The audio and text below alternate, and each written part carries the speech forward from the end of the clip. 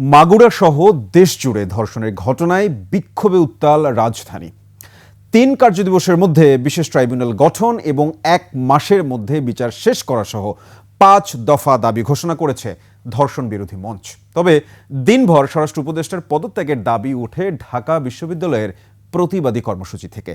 এছাড়া প্রাইভেট বিশ্ববিদ্যালয় ছাড়াও বিভিন্ন শিক্ষা প্রতিষ্ঠানে বিক্ষোভ হয়। এ সময় ধর্ষণ, নারী ও শিশুর উপর সহিংসতা বেড়ে যাওয়ায় উদ্বেগ জানিয়ে দ্রুত বিচারের দাবি জানানো হয়। রিপোর্ট করেছেন দীপু শিকদার।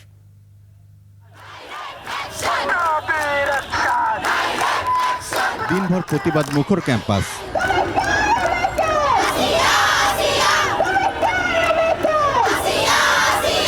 সারা দেশে ধর্ষণের ঘটনায় রোববার রাতে ঢাকা বিশ্ববিদ্যালয় ক্যাম্পাসে বিক্ষোভ করে শিক্ষার্থীরা। এর আগে একের পর এক ধর্ষণের ঘটনায় উদ্বেগ প্রকাশ করেন শিক্ষক শিক্ষার্থীরা। বের করা হয় লাঠি মিছিল।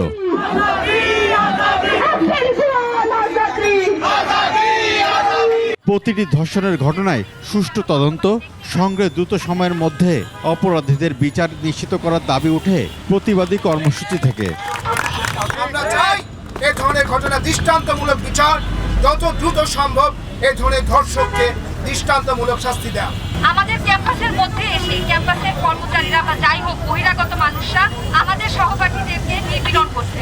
সম্প্রতি ঢাকা বিশ্ববিদ্যালয়ের ছাত্রীকে হেনস্থার প্রতিবাদেও এদিন কার্জন হলের সামনে বিক্ষোভ হয়। দ্রুত কোনো দৃশ্যমান কার্যক্রম না নেয় সেক্ষেত্রে আমরা এটিকে তাদের একটি অনরসতা এবং অমনোযোগিতার একটা অবদান মনে করব। ঢাকা মেডিকেলের ইন্টার্ন চিকিৎসকরা বিক্ষোভ করেন রাজু ভাস্কর্যের সামনে।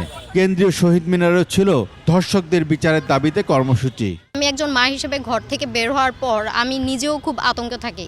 শিশু থেকে শুরু করে বয়স্ক মহিলা কেউই কিন্তু আমাদের দেশে এখন সেফ নাই। গ্রাম্য সালিশের মাধ্যমে এগুলো মিটিয়ে ফেলা হচ্ছে, কোনো ধর্ষকের বিচার হচ্ছে না। যদি শাস্তি হয় তাহলে আসলে যারা ধর্ষক তাদের মধ্যেও বিন্দুমাত্র হলেও হয়তো ভয় কাজ করবে। বর্তমান স্বরাষ্ট্র উপদেষ্টা বা আইন উপদেষ্টা ওনাদের কারোরই কোনো ভ্রুক্ষেপ আছে বলে কোনোভাবেই মনে হয় না। আমরা জনসম্মুখে ধর্ষকের ফাঁসির দাবি চাই এবং ফাঁসি কার্যকর বাস্তবায়ন দেখতে চাই।